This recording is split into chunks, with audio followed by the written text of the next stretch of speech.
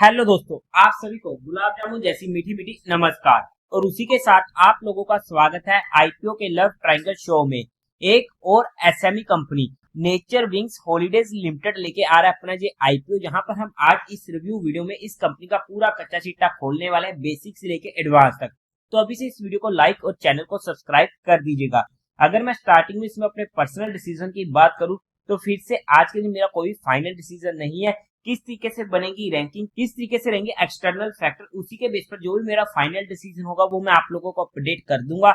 But ऐसा IPO नहीं है कि जिसे मैं आज के दिन ही इग्नोर कर दूं या आज के दिन ही जैस कर दूं। बट फिर भी आप लोग एक बार इस वीडियो को देख लीजिएगा, समझ लीजिएगा, फिर अपने रिस्क रिवॉर्ड रेशियो और माइंडसेट के अकॉर्डिंग अपने फाइनेंशियल एडवाइजर से कंसल्ट करके कोई फाइनल एक्शन बनाइएगा।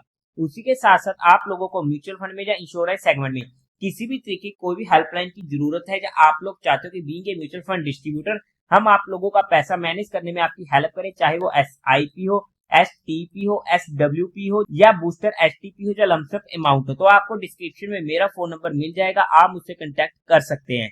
अब अगर हम कंपनी की बेसिक डिटेल की बात करते हैं तो 2018 में ये कंपनी इनकॉर्पोरेट हुई थी। काम की बात करते तो अभी एक रिसेंटली आईपीओ आया है ट्रेवल्स एंड रेंटल, तो जो सेम सेगमेंट या सेम काम होने वाला है वही सेम काम इसका भी होने वाला है। तो कंपनी एक टूर कंपनी होने वाली है जो ऑफर करती है holiday package for leisure travellers visiting the Himalaya ranges. कंपनी का मेनली फोकस रहता है ऑन रीजन जैसे कि इंडिया, नेपाल, भूटान में। कंपनी प्रोवाइड करती है कंप्रेहेंसिव ट्रैवल सोल्यूशन जिनमें आ जाता है land and air booking, hotel reservation, in transit arrangements, local sightseeing, destination management services. और ये कैटर करती है individual and group visiting Himalaya destination and has recently launched an international division, ताकि ये एक्सटेंड कर सके अपनी सर्विसेज को ग्लोबल डेस्टिनेशन पर। As of March 31 2024 company access कर चुकी है to over 750 hotels in the Himalaya ranges and various international destination. और उसी के साथ साथ कंपनी सर्व कर चुकी है approximate 7163 package to over 33,065 travellers. और कंपनी के मोर देन 100 ट्रैवल एजेंट्स होने वाले जो इनके साथ रजिस्टर्ड हुए हैं in most major cities in India. Company also launch कर चुकी है अपने international package in March 2022 and since then it has serve 54 holiday package to the following destination, जिनमें आ जाता है Indonesia, Thailand, Egypt, Kenya, Sri Lanka, Vietnam, Singapore and Maldives. एज of March 31 2024 company का 51 डिपार्टमेंट एम्प्लॉइज होने वाले हैं। काम की बात करते हैं, एक अच्छा काम है, एक अच्छा सेगमेंट है, बट हाईली कम्पिटिटिव सेगमेंट होने वाला है। अगर हम कंपनी के इंटरनल रिस्क फैक्टर की बात करते हैं तो एक बार ट्रैवल एंड रेंटल की वीडियो को देख लीजिएगा, जो हमने उस सेगमेंट के related mostly important risk factor discuss किए थे, वो सेम इंटरनल रिस्क फैक्टर इस कंपनी के साथ भी होने वाले हैं। हाउएवर आप बाकी इनके इंटरनल रिस्क फैक्टर इनके डीआरएचपी में स्टडी कर सकते हैं। अब अगर हम कंपनी के टेंटेटिव टाइम टेबल की बात करते हैं तो ये आईपीओ ओपन होने वाला है 3 सितंबर को, क्लोज होगा 5 सितंबर को, अलॉटमेंट होगी 6 सितंबर को, रिफंड मिलने शुरू हो जाएंगे 9 सितंबर से, आपके अकाउंट में क्रेडिट हो जाएंगे शेयर फ्लोटेड 9 सितंबर को। टेंटेटिव लिस्टिंग डेट होने वाली 10 सितंबर की।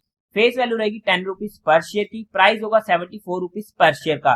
1600 शेयर का एक लॉट होने वाला है। टोटल इशू साइज है 7 करोड़ का, जो काफी छोटे साइज का हो जाता है। मतलब कि अगर काफी छोटे साइज का होता है तो हमारा रिस्क फैक्टर वहां पर काफी ज्यादा इंक्रीज हो जाता है, बट रिस्क के साथ साथ हमारा रिवॉर्ड फैक्टर भी इंक्रीज हो जाता है। क्योंकि जब भी काफी छोटे साइज के आईपीओ हमें देखने को मिलते हैं, स्पेशली एसएमई हो या फिर मेन लाइन हो, तो वहां पर दोनों साइड में हमें किसी भी साइड का एक बड़ा पटाखा देखने को मिल सकता है, जिसमें से पूरा का पूरा होने वाला है फ्रेश इशू। बीएसई के एसएमई पोर्टल पर ये आईपीओ लिस्ट होने वाला है। कोटा की बात करते हैं तो रिटेल कैटेगरी में 50% का और एचएनई कैटेगरी में 50% का होने वाला है। लोड साइज में रिटेल कैटेगरी में एक लोड पड़ेगा 1600 शेयर्स का, जिसकी अमाउंट पड़ेगी 1,18,400 रुपीज की। एचएनई कैटेगरी में मिनिमम 2 लोड्स के लिए अप्लाई करना पड़ेगा, जिसकी अमाउंट पड़ेगी 2,36,800 रुपीज की। कंपनी के प्रमोटर्स की अगर हम बात करते हैं तो वहां पर संदीप रहा, मौसमी रहा कंपनी के प्रमोटर होने वाले हैं। प्री इश्यू होल्डिंग की 95.8% की, जो पोस्ट इश्यू रह जाएगी 67.53% की। अब अगर हम कंपनी के मेन मुद्दे की बात करते हैं, यानी कि कंपनी के फाइनेंशियल की, तो वहां पर सबसे पहले टोटल असेट 2022 में थे 3 करोड़ के, जो इंक्रीज होते थे 2024 तक पहुंच गए 5.71 करोड़ के। एक अच्छी डिसेंट ग्रोइंग रेट होने वाली है। रेवेन्यू की बात करते हैं 2022 में था 4 करोड़ का, 2023 में 11.76 करोड़ का एंड 2024 में 21.89 करोड़ का। काफी जबरदस्त ग्रोइंग रेट देखने को मिल रही है। हाउएवर फिगर्स काफी ज्यादा छोटे होने वाले हैं। प्रॉफिट आफ्टर टैक्स 2022 में था 90 लाख का, 2023 में 65 लाख का एंड 2024 में 1.11 करोड़ का। फिर से काफी अच्छी ग्रोइंग रेट है, बट फिगर काफी ज्यादा छोटे होने वाले हैं। नेटवर्थ की बात करते हैं 2.65 करोड़ की, रिजर्व एंड सरप्लस में 44 लाख का एंड टोटल बोर्डिंग्स कंपनी के ऊपर 5 लाख की होने वाली है। ओवरऑल में अगर हम फाइनेंशियल की बात करते हैं तो जिस तरीके के फिगर है हमारा रिस्क फैक्टर इंक्रीज हो जाता है, क्योंकि काफी छोटी कंपनी होने वाली है। बट हाउएवर जिस तरीके से ग्रोइंग रेट देखने को मिल रही है, काफी अच्छी ग्रोइंग रेट जहां पर होने वाली है, बट इतने छोटी कंपनी में हमारा रिस्क फैक्टर काफी ज्यादा हाई रहता है, क्योंकि या तो यहाँ पर कंपनी के पास दो चांसेस होते हैं कि या तो ये ग्रो कर जाए, और जब ग्रो करती है तो काफी हाई स्पीड से करती है, कोई भी छोटी कंपनी होती है। बट वहां पर अगर कंपनी शट डाउन होती है तो वहां पर हमारा पूरा का पूरा पैसा ही डूब जाता है। तो ये हमारे पास छोटी कंपनी का मेजर रिस्क फैक्टर हमेशा रहता है। हाउएवर अगर हम कंपनी के ऑब्जेक्टिव की बात करते हैं तो वहां पर meeting working capital requirement, second marketing and business promotions के लिए, and third general corporate purpose. Fundamentally checkout करने की कोशिश करते हैं तो मार्केट कैपिटलाइजेशन है 23.39 करोड़ की, आरओई 4% की काफी ज्यादा कम है, रिटर्न ऑन कैपिटल एम्प्लॉयमेंट 5.76% का कम है, डेट टू इक्विटी रेशियो 0.03 का नेग्लिजिबल है, रिटर्न ऑन नेटवर्थ 42% का अच्छा है, प्राइस टू वैल्यू 6.16 की, प्रॉफिट आफ्टर टैक्स मार्जिन 5% का कम है, ईपीएस प्री आईपीओ 5 की, पोस्ट आईपीओ 3.54 की काफी ज्यादा कम है, पी प्री आईपीओ 14 की, पोस्ट आईपीओ 20.9 की।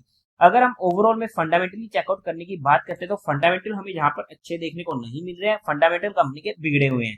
अगर हम पीयर टू पीयर कंपटीटर्स में बात करते हैं तो वहां पर शालिनी टूर एंड ट्रेवल जिसका पीएफ 41 का। अगर हम इसके जीएमपी की बात करते थे, क्योंकि अभी अभी ये आईपीओ नया अपडेट हुआ है, तो जहां पर हमें ग्रे मार्केट में कोई भी प्रीमियम इसका देखने को नहीं मिल रहा है, बट उम्मीद है कि आने वाले टाइम में हमें यहाँ पर भी थोड़ा बहुत एक्शन होते हुए देखने को मिल जाए। अगर हम कंपनी की वैल्यूएशन की बात करते हैं according to 2024 financial year data, तो एक ऐसी वैल्यूएशन पर ये आईपीओ आ रहा है जहां पर ना ही सस्ता रहा है ना ही महंगा रहा है, फुली प्राइस्ड होने वाला है। बट हमने जहां पर सिर्फ कंपनी को education and learning perspective study किया है, किसी भी तरीके कोई भी इन्वेस्टमेंट टिप या एडवाइस नहीं दी है। फिर भी आप लोगों को कोई भी काम करना हो या कोई भी एक्शन लेना हो तो एक बार अपने फाइनेंशियल एडवाइजर से कंसल्ट करके लीजिएगा। तो देवी और सज्जनों, उम्मीद है आप लोगों को ये वीडियो अच्छी लगी होगी, तो इस वीडियो को लाइक कीजिएगा, शेयर कीजिएगा और साथ ही साथ चैनल को सब्सक्राइब करें। हर हर महादेव।